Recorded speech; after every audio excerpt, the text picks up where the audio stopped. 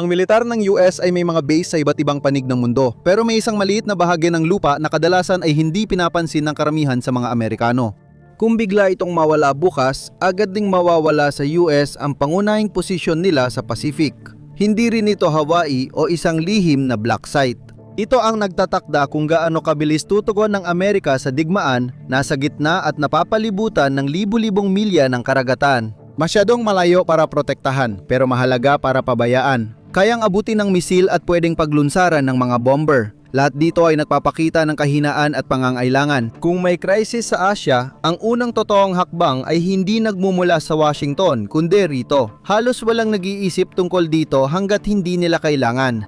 Karaniwang, iniisip ng mga tao na ang Guam ay isang tropika na isla na may kasaysayan ng digmaan. Pero hindi yon ang punto. Tingnan mo kung nasaan ito at magbabago ang lahat. Ito ang huling piraso ng lupang Amerikano bago ang Asia. Ito ang punto kung saan ang kapangyarihan ng US ay nagiging totoo, hindi na lang tsura. Biglang naging tanong hindi na kung nasaan ang Guam, kundi kung bakit ganoon na lang ito kahalaga. Ang pangunahing problema sa Pasipiko ay distansya. Ang paglipat ng aircraft carrier group mula West Coast ay tumatagal ng linggo at kahit mula Hawaii, ilang araw pa rin kahit mabilis ang takbo. Malaki ang konsumo sa gasolina, kita ang galaw, at may oras ang kalaban maghanda. Inaalis ng Guam ang pagkaantala. Iyan ang dahilan kung bakit nagiging kalamangan ang heograpya at ang kalamangan ay nagiging isang bagay na hindi kayang talikuran ng Washington. Ang isla ay parang permanenteng aircraft carrier na hindi umaalis, hindi ginagamitan ng gasolina at hindi mapapalubog.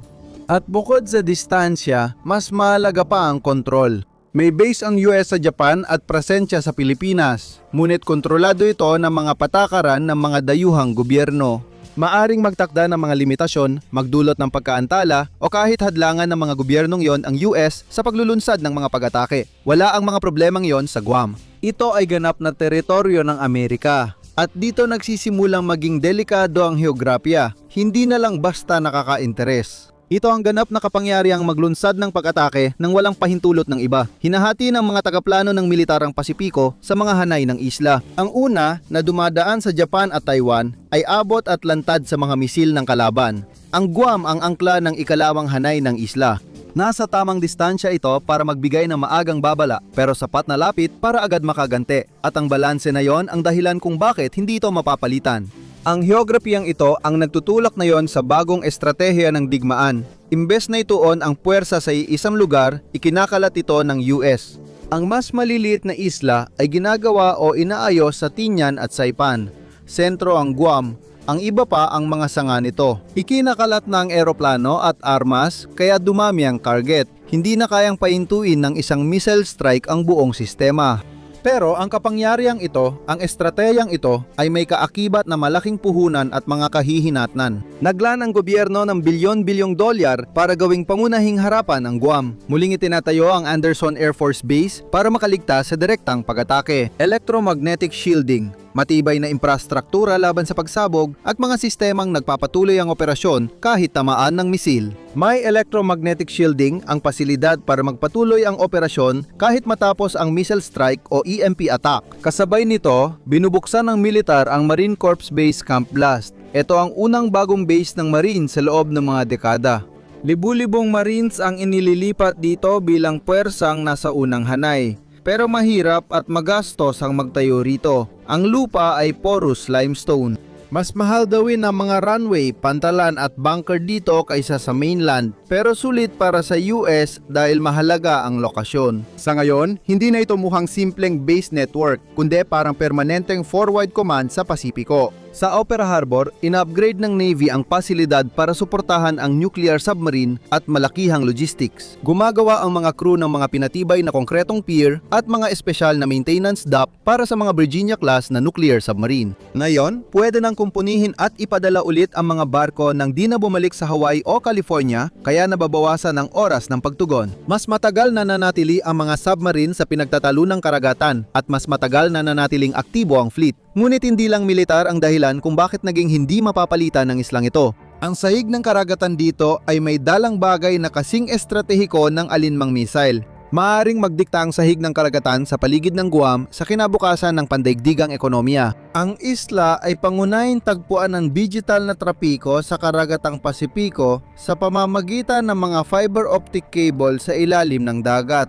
Kinokonekta nito ang mga data center ng Hilagang Amerika sa mga sentrong pinansyal sa Singapore, Taiwan at Australia. Kung lalaktawan ng isla, masyadong babagal ang mabilisang kalakalan ng stock at komunikasyon ng militar. Kapag naputol ang mga kable, titigil ang digital na ekonomiya ng Timog Silangang Asya. Biglang mawawala ang $1 trillion na automated stock trading, taga-subaybay ng kargamento at secure na mensahe. Kaya isinasama ng militar ng US ang sistema sa mas malaking network, pinag-iisa ang datos mula satellite, drone at ilalim ng dagat sa isang estrukturang pangkomando. Hindi lang basta gusali ang mga data center na ito. Sila ay mga node sa protektadong network na may military-grade seguridad at redundant na mga sistema ng kuryente konektado sa federal na infrastruktura. Ngayon, hindi lang ito military positioning, kundi infrastrukturang pang-ekonomiya na direktang kaugnay ng kung paano talaga gumagana ang Pasipiko. Ang bilyon-bilyong gastos ng gobyerno ay malinaw na mensahe, hinding-hindi bibitawan ng US ang lokasyong ito. May ginagawa ring iba ang paggastos na iyon sa militar.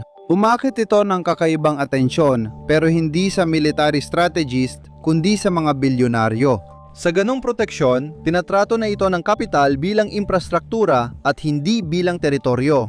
May kakaibang iniaalok ang Guam na di matatagpuan sa iba. Ang seguridad ng bandila ng Amerika, matatag na dolyar at mas magagandang tax break kaysa sa mga tradisyonal na tax haven ay magkakasama rito. Technical na hindi umalis ang pera sa teritoryo ng US, pero sa aktual, maaari itong dumaan sa mga estruktura na nagpapahirap sa IRS na subaybayan o buwisan nito agad-agad. Karaniwan, iniugnay ito sa tinatawag na mirror code. Ginagaya nito ang sistema ng buwis ng US pero lokal na nananatili ang pera. Minsan, nagbibigay ang guwahan ng handang 100% tax break sa loob ng mga dekada. Hindi mo makukuha ang ganitong kasunduan sa continental US. Para sa lokal na pamahalaan, simple lang ito. Isuko ang kita mula sa buwis para makaakit ng bilyon-bilyong deposito ng pera at mga high-end na proyektong pangkaunlaran na hindi pinopondohan ng mga federal na grant. Para sa mga bilyonaryo at kumpanya, ito ang perpektong butas sa batas. Technical, nananatili ang pera sa US. May buong proteksyon ito mula sa mga korte sa Amerika, kaya ligtas ito sa dayuhang gobyerno o lokal na katiwalian. Kasabay nito, ang pera ay nasa sistemang buwis na ginawa para protektahan ang yaman. Bunga nito, nabuo ang estratehiyang pinansyal na tinatawag na captive insurance. Nagtatayo ang mga korporasyon ng sariling insurance companies dito, ikinakaltas ang mga premium bilang gastos sa negosyo sa mainland at halos walang binabayar ang buwis. Legal ito at ginagamit ng malalaking kumpanya, pero may ilang mid-size na negosyo at negosyante na nagsisimula ring sumali dito. Gayunpaman, ito ay gumagana pa rin sa ilalim ng mahigpit na patakaran at malapit na pagbabantay ng mga regulator, hindi lang simpleng buta sa batas. Itinuturing itong domestic insurance structure sa US kaya nalalampasan nito ang mahigpit na internasyonal na patakaran at sa pagsusuring kaakibat ng mga tradisyonal na tax haven. Nakukuha nila ang parehong benepisyo ng walang masamang publisidad. Inilaladay ng mamumuhunan ang kita sa stock market sa lokal na proyekto tulad ng luxury apartment o pabrika, kaya naantala o nabubura ang bayad nila sa federal na buwis. Kapag isinama ang federal na benepisyo sa lokal na tax break, halos zero na ang tunay na tax rate ng malaking proyekto ng gusali. Nakatuon lang ang mga mamumuhunan sa mga ari-ariang binabantayan ng militar. Sa Tamaning o Dodado, tuluyan nang naiwalay ang presyo sa kita ng mga lokal. Para sa karamihan ng mga residente, hindi sumasabay ang sahod pero patuloy pa rin tumataas ang merkado ng mga ari-arian. Dahil sa mataas na inflasyon at mahinang pera sa mundo, mas ligtas magmay-ari ng pisikal na lupa na binabantayan ng US military kaysa government bonds. Ang SM Group sa Pilipinas ay agresibong bumibili ng mga lupa at komersyal na lugar na dati mahal para sa lokal na merkado. Hindi talaga sila magpapatakbo ng normal na hotel. Ginagamit lang nila ang lupang ito bilang ligtas na paglalagakan ng pera. Sa totoo lang, may saysay din ito. Napapansin ng mamumuhunan ang parehong banta militar na nakikita ng mga general. Naniniwala silang ang US territory na tumatanggap ng malakihang pagpalakas ng depensa ay magiging pinakaligtas na taguan ng yaman tuwing pandigdigang krisis. Dahil sa mga nakatutok na misil sa islang ito, dito inilipat ng mga bilyonaryo ang pera nila. Habang dumarami ang pera ng mayayamang mamumuhunan, lalong nahihirapan ang karaniwang tao dahil sa militar na nagpapatakbo ng ekonomiya. Nagtatayo ang militar ng libu-libong bahay sa mga base nila, ngunit sobra pa rin ang dumarating na sundalo sa mga lokal na bayan. Ang mga sundalong pumapasok sa lokal na pamilihan ng pabahay ay tumatanggap ng alawan sa pabahay mula sa federal na gobyerno na karaniwang nagsisimula sa humigit kumulang 2,500 bawat buwan. Ang parang mula sa gobyerno ay napapataas ng artipisyal na presyo ng renta, kaya nagkakaroon ng kakayahan ang mga namungupahang militar na higitan ng alok ng lokal na pamilya para sa bahay. Ang median na presyo para sa isang single family na bahay ay tumaas ng higit sa $452,000 noong unang bahagi ng 2026. Para sa mga nasa gitnang uri tulad ng guro, nurse at manggagawang gobyerno, hindi na talaga sapat ang mga numerong ito. Isinusuko ang pangarap na magkaroon ng sariling bahay para sa defense market, pero ang halagang nagpoprotekta rito ay siya ring naglalagay ng panganib dito. Sa modernong digmaan, gagastos ng bilyon ang kalaban para sirain ang target, basta't masisira nito ang kakayahan ng kabila lumaban. At itinututok ng Tsina ang mga misal nito direkta sa maliit na isla sa Pasipiko na ito. Ang misail na DF-27 ay ginawa para tamaan ang lokasyong ito. Tinawag ito ng mga eksperto sa depensa na pamatay ng Guam. Lumilipad ng 2,500 milya at kaya magdala ng mga warhead na nuklear. Mas mabilis din ito. Lumilipad ito ng mas mababa at mahirap subaybayan, dinisenyo para makaiwas sa tradisyonal na depensa laban sa missile, yan ang kabalintunaan. Habang mas nagiging delikado ang isla, lalo rin itong mahalaga. Upang labanan ito, nagtatayo ang US ng $8 bilyong na sistemang panlaban sa missile, isang patong-patong na panangga gamit ang iba't ibang sistema ng pagharang sa isla. Pinagkakabit nito ang mga missile battery sa isang computer network. Layunin nitong harangin ang pag-atake kung saan sabay-sabay bumabagsak ang 12-dosenang missile ng kalaban mula sa iba't ibang direksyon. Ang mga nagbabayad ng buwis sa Amerika at magpopondo sa pinaka-advanced na missile shield na maitayo kailanman sa isang isla. Pag pumasok ang mga private equity firm sa mga data center o infrastruktura sa pagpapadala, nag-ooperate sila sa ilalim ng proteksyong panseguridad na mas malaki pa ang gastos kaysa sa mga kalapit na ekonomiya. Tinitiyak ng militar ang seguridad ng isla na siyang dahilan kung bakit mahirap alisin ang pribadong kapital. Dito nagiging hindi na maiiwasan ang mga nakataya. Ang isla na nagiging frontline ng superpower ay laging may kapalit para sa mga nakatira rito. Hindi naiiba ang Guam. Habang dumarating ang mga makapangyarihan at bilyonaryo, unti-unting nawawala ang kontrol ng mga dating nakatira rito. Ang mga katutubong Chamorro na halos 35% ng lokal na populasyon ay may makasaysayang karapatan sa lupa na sumasalungat sa pangangailangan ng militar. Limitado ang kanilang kapangyarihang pampulitika at nahuhuli sila sa ekonomiya. Ang may pinakamatagal dito, ang may pinakamaliit na kontrol. Nangyayari ito sa lupa sa ilalim ng mga radar dome. Ang pagpapalawak ng militar ay sumisira sa sinaunang makasaysayang lugar at likas na yaman. Noong 2011 pumirma ang Navy ng kasunduan sa mga lokal na opisyal ng pangangalaga na nagtanggal ng hadlang at nagpadali sa pag-clear ng mga makasaysayang lupain. Para maitayo ang live firing range sa Magwa, naghukay at sumira ang mga manggagawa ng libu-libong sinaunang artifact na mahalaga sa kultura. Sinisira ng mga bulldozer ang 4,000 taong kagubatan para sa mga radar dome. Pinakamalaking labanan ay sa Tarague Beach. Sinusubukan ng lokal na grupong Pritay Litekyan pigilan ng militar sa pagpapasabog ng mga lumang bomba sa labas. Nilalabanan nila ang mga bagong shooting range sa ibabaw ng Northern Guam Lens Aquifer na pinagmumulan ng 80% ng malinis na tubig inumin ng isla. Mabilis na makakalusot ang mga chemical sa bato at masisira ang supply ng tubig. At dahil liwalay ang isla, magiging sakuna ang pagkawala ng aquifer. Ang pagdami ng base ay naglagay sa isla sa hierarkiyang hindi pinili ng tao.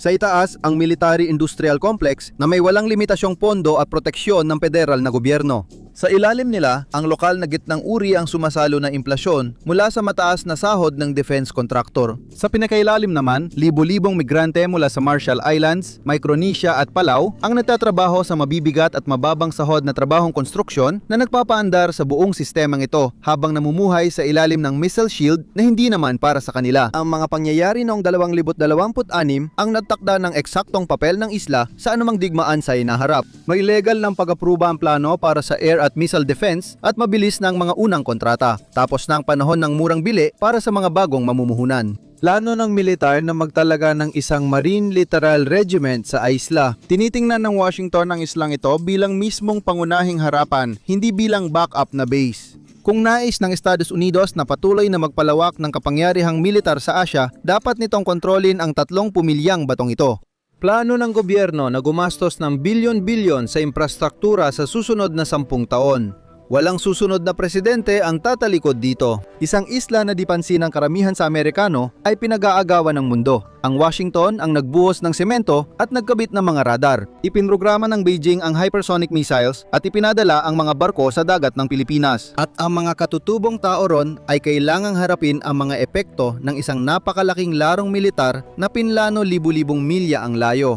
Ang may hawak ng islang ito sa susunod na 50 taon ang magkokontrol sa Pasipiko, kaya sa Guam magaganap ang susunod na balanse ng kapangyarihan. Salamat sa pagsama ngayon.